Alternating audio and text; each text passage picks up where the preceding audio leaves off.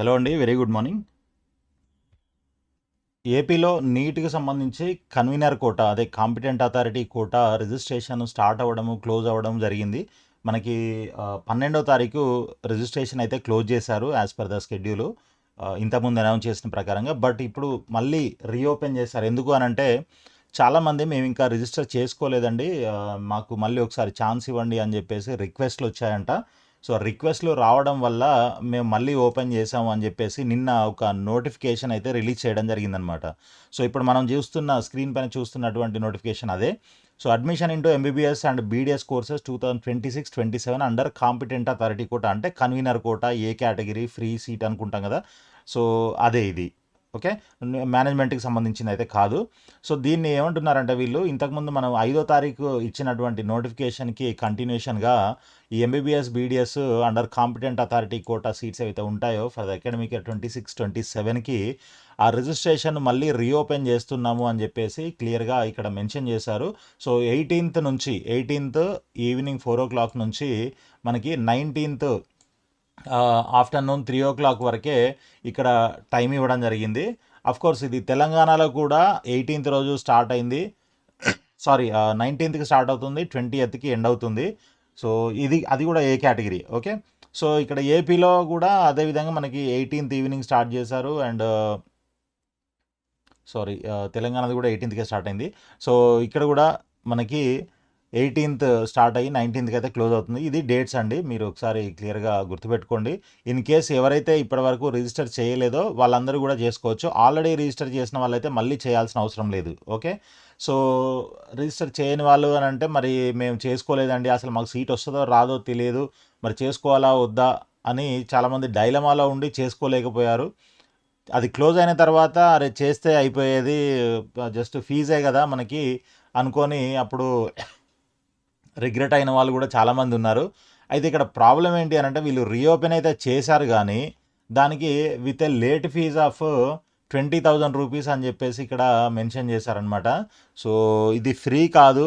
అప్పుడు మీరు 5,000 3,000 కట్టి ఉంటే సరిపోయేది. కానీ ఇప్పుడు దానికి తోడుగా 20,000 రూపాయలు extra fee, late fee pay చేసి మీరు రిజిస్టర్ చేసుకోవాల్సినటువంటి పరిస్థితి ఏర్పడింది. అప్పుడు 5,000 కోసం చూసుకున్నారు, ఇప్పుడు 25,000 అవుతుంది. సో కాబట్టి ఎప్పుడైనా సరే ఒక ఆప్షన్, ఒక ఛాన్స్ ఉన్నప్పుడు మీరు దాన్ని యూటిలైజ్ చేసుకోవడానికి ప్రయత్నం చేయండి. మనం వీడియోల్లో ప్రతిసారి అందరికీ చెప్తూ ఉంటాము, రిజిస్ట్రేషన్ చేసుకొని పెట్టండి, తర్వాత అవసరమైతే వాడతాము లేకపోతే లేదు. వస్తే వస్తుంది సీటు, లేకపోతే రాదు, ఏముంది పోతే పోయినాయి ఒక 5,000 రూపాయలు అనేసి చాలా వరకు చెప్పాము.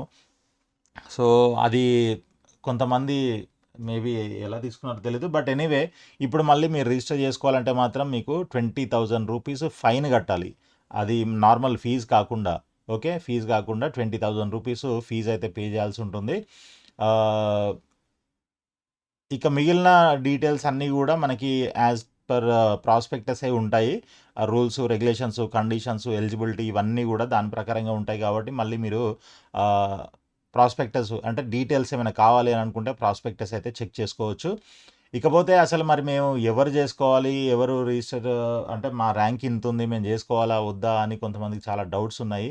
సో దానికి సంబంధించి మనకి ఇదే ఎన్టీఆర్ యూనివర్సిటీ వెబ్సైట్లో మనకి క్లోజింగ్ ర్యాంక్స్ అయితే ఇచ్చి చాలా రోజులు అవుతుంది. చాలా రోజుల కిందటే మనకి క్లోజింగ్ ర్యాంక్స్ అయితే ఇక్కడ డిస్ప్లే చేశారు. ఇది జస్ట్ ఒక ఐడియా కోసం మాత్రమే. అండ్ ఇది రిఫరెన్స్గా పెట్టుకొని దీనికి అంటే క్లోజింగ్ ర్యాంక్ మన కేటగిరీలో ఆ క్లోజింగ్ ర్యాంక్ ఎంత ఉంది లాస్ట్ ఇయర్, ఇది లాస్ట్ ఇయర్ క్లోజింగ్ ర్యాంక్ని బట్టి అసలు మన ర్యాంకు దరిదాపుల్లో ఉందా లేదా అనేది చూసుకొని దాని ప్రకారంగా మీరు రిజిస్ట్రేషన్ అయితే చేసుకోవచ్చు అనమాట. సో ఇప్పుడు మనం ఒక్కొక్క కేటగిరీకి సంబంధించి చూసే ప్రయత్నం చేద్దాము. సో ముందుగా ఏయూ రీజన్లో ఉన్నటువంటి బీసీఏ క్యాండిడేట్స్కి లాస్ట్ ఇయర్ 1,04,958 క్లోజింగ్ ర్యాంక్ వచ్చిందనమాట. సో దీన్ని బట్టి ఏంటి అని అంటే మరి మన ర్యాంకు ఆ దగ్గరలో ఉందా, ఆ లోపల ఉందా, లేకపోతే ఆ తర్వాత ఉందా, మీరు స్కోర్ చూడకండి. స్కోర్ ఏంటి అని అంటే ఈ సంవత్సరం పేపర్ కొంత ఈజీగా రావడం వల్ల బయాలజీ, సో స్కోర్స్ అయితే పెరిగాయి అందరివి. సో ఈ దగ్గరగా మనకి ఒక 20-30 మార్క్స్ పెరిగాయి అనమాట లాస్ట్ ఇయర్ కంటే. ఇదే సేమ్ ర్యాంక్, ఫర్ ఎగ్జాంపుల్ ఇప్పుడు ఇదే ఉంది, ఈ ర్యాంక్కే లాస్ట్ ఇయర్ 461 వస్తే ఈసారి 490 ఆ రేంజ్లో ఉంటున్నాయి అనమాట స్కోరు. కాబట్టి స్కోర్ను చూసుకున్నట్లయితే మీరు మిస్టేక్ జరిగే అవకాశం ఉంటుంది. అలా కాకుండా స్కోర్‌ని చూడకుండా ర్యాంక్‌ని చూడండి. నేను చెప్పినట్లు ర్యాంక్‌ని చూసినట్లయితే మీకు కొంత క్లారిటీగా అర్థమవుతుంది. బీసీఏ వాళ్ళకి 1,04,958 క్లోజ్ అయింది కదా! సో, ఇప్పుడు మరి ఎవరు అంటే ఇప్పుడు దీని లోపల ఉన్న వాళ్ళందరూ కంపల్సరీ రిజిస్టర్ చేసుకోవాలి. 1,10,000 ఉన్న వాళ్ళు చేసుకోవాలి. 1,20,000 ఉన్నా కూడా మీరు చేసుకోవచ్చు. రిజిస్ట్రేషన్ అయితే చేయండి అనే చెప్తాను నేను. 1,20,000 ఉన్నా 1,30,000 దాకా ఉన్న ర్యాంకర్స్ అంతా కూడా రిజిస్టర్ చేసుకొని మీరు ప్రయత్నం చేయండి. ఒకవేళ వస్తే వస్తుంది, రాకపోతే మీ రిజిస్ట్రేషన్ ఫీజు మాత్రమే లాస్ అవుతారు అంతే తప్ప వేరేది ఏం లేదు. కానీ ఒకవేళ మీకు ఈ 1,04,000 లోపల కానీ ఒక 5,000 డిఫరెన్స్లో ఉంటే మాత్రం, అంటే ఇప్పుడు చాలామంది ఏంటంటే సార్ మొన్న 5,000 రూపాయలే కట్టాల్సి వచ్చింది, ఇప్పుడేమో ఇప్పుడు 20,000 ఇంకా ఎక్స్ట్రా కట్టాలి కదా, మరి మా ర్యాంకు 1,30,000 ఉంది, మరి కట్టాలా వద్దా అని అనుకుంటే చూడండి, అది మీరు కూడా ఆలోచించుకోండి. కోర్స్ ఇప్పుడైతే 20,000 అయితే ఫైన్ కట్టాలి కాబట్టి ఇప్పుడు ఆలోచించాలి, కట్టాలా వద్దా అనేది ఇప్పుడు ఆలోచించాలి. సో అలాంటి వాళ్ళు ఏంటంటే ఇప్పుడు 5,000కి క్లోజ్ అయింది, 10,000 ఉందనుకోండి, చేయండి, రిజిస్టర్ చేయండి, పోతే పోయినాయి 25,000 ఫైన్ కట్టినా ఓకే, పర్లేదు, చేస్తే మీకు లక్కీగా ఛాన్స్ ఎక్కడైనా దొరికితే దొరకవచ్చు. వస్తే ఎంబీబీఎస్ సీట్ వస్తుంది, పోతే 25,000 పోతాయి. కాబట్టి రిజిస్టర్ చేసుకోవడానికి ప్రయత్నం చేయండి అలా ఉన్నవాళ్ళు. సో ఎక్కువ ఉన్నవాళ్ళు, సో అది మీ మీ కెపాసిటీ అనమాట. మరి అంత అమౌంట్ పే చేయాలా వద్దా అనేది మీరు డిసైడ్ చేసుకోండి. బట్ ఒకవేళ ఛాన్స్ ఉంటే మీరు లాస్ అవుతారు, అందుకనే ఇన్నిసార్లు చెప్పడం, అంతకు మించి ఏం లేదు. సో బీసీబీ ఈ 20,000 ఫైన్ ఎందుకు పెట్టారు అనేది మరి తెలియదు. ఫైన్ పెట్టకుండా పెట్టుంటే పాపం చాలామంది స్టూడెంట్స్‌కి ఇది ఉపయోగపడేది, యూజ్‌ఫుల్‌గా ఉండేది. ఎక్కువ మంది రిజిస్టర్ చేసుకోవడానికి అవకాశం ఉండేది. సో, ఈ 20,000 ఫైన్ పెట్టడం వల్ల అంటే అందరూ ఇప్పుడు తెలంగాణలో కూడా రీఓపెన్ చేశారు. కానీ అక్కడ ఫైన్ ఏమీ లేదు, మామూలుగానే రిజిస్టర్ చేసుకోమని చెప్పారు. కావాలంటే మీకు ఆ నోటిఫికేషన్ కూడా చూపిస్తాను ఇక్కడ.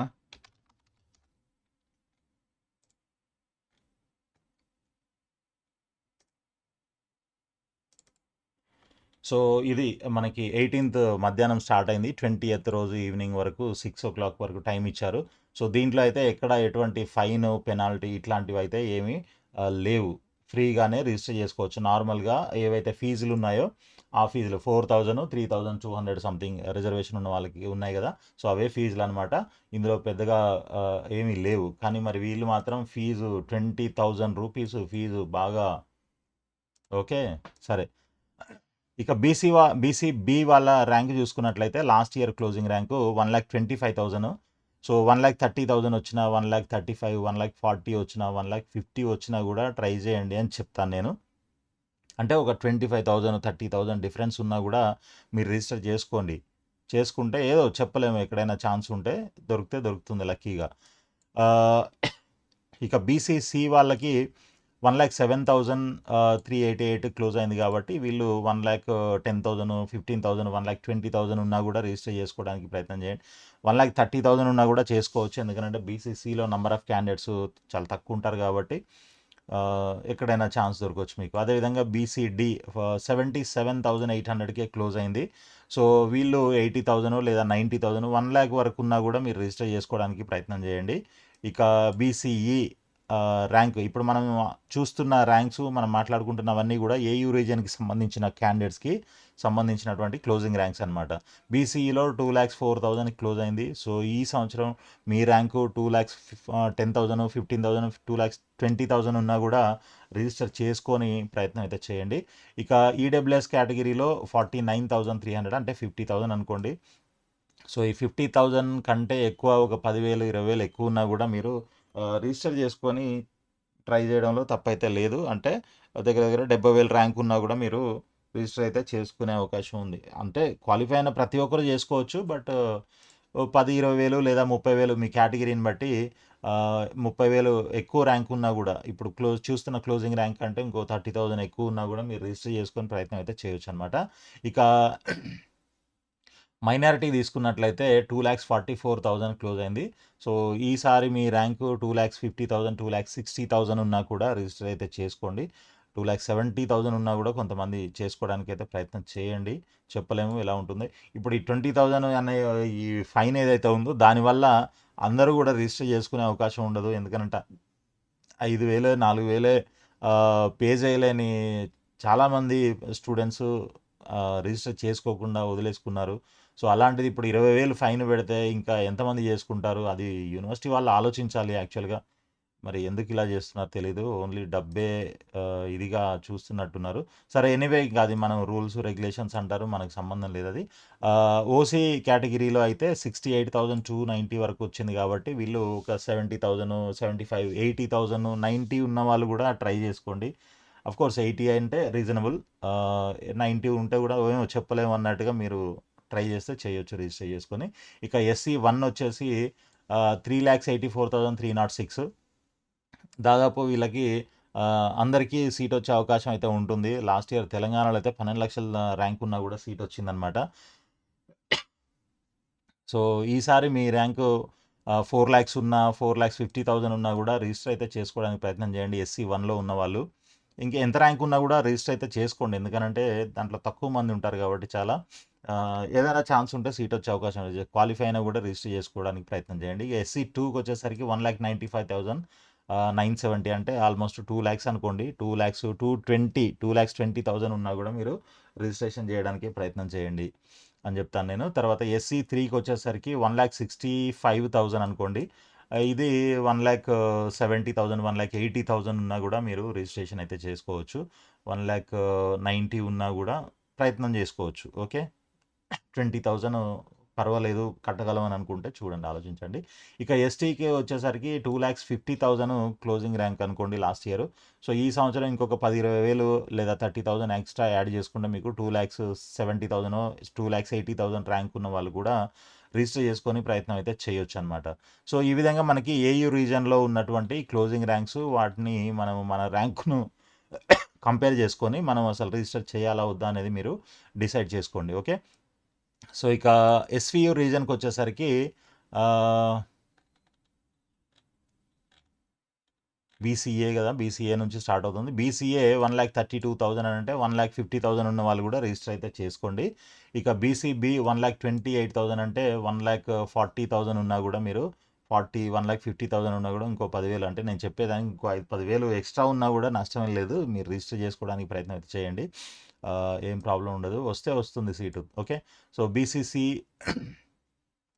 1,60,000 ఉంది. ఇక ఎస్‌వి రీజన్‌లో last year closing rank. So, ఇప్పుడు మీరు ఒకవేళ మీ ర్యాంకు ఇంకా అంతకంటే ఓ 10, 20,000, 30,000 ఎక్కువ ఉన్నా కూడా మీరు రిజిస్టర్ చేసుకోండి. అంటే 2,00,000 లోపల ఉన్న వాళ్ళందరూ చేసుకుంటే బెటర్ అని నా ఉద్దేశ్యం. ఇక బీసీడీ 1,37,000 ఉంది. అంటే 1,50,000, 1,60,000 ఉన్నా కూడా మీరు రిజిస్ట్రేషన్ అయితే చేసుకోవచ్చు అనమాట. ఇక బీసీఈలోకి వచ్చేసరికి మనకి బీసీఈనే కదా ఇది?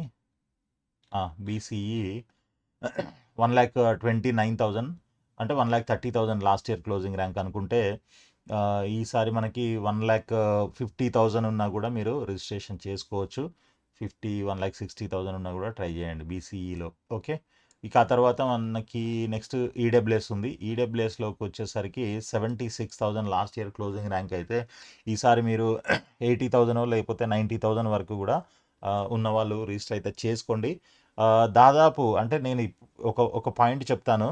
సో, సీట్లు కొన్ని పెరిగాయి అండ్ మార్క్స్ కూడా పెరిగాయి అండ్ నంబర్ ఆఫ్ క్యాండిడేట్స్ కూడా డిఫరెంట్గా అంటే వేరియేషన్ ఉంది కాబట్టి ఇప్పుడు అటు ఇటు చూసినా ఎటు చూసినా ఎన్ని రకాల క్యాలిక్యులేషన్ చేసినా 100% యాక్యురేట్గా అయితే ఎవరు ఎక్స్పెక్ట్ చేయలేరు.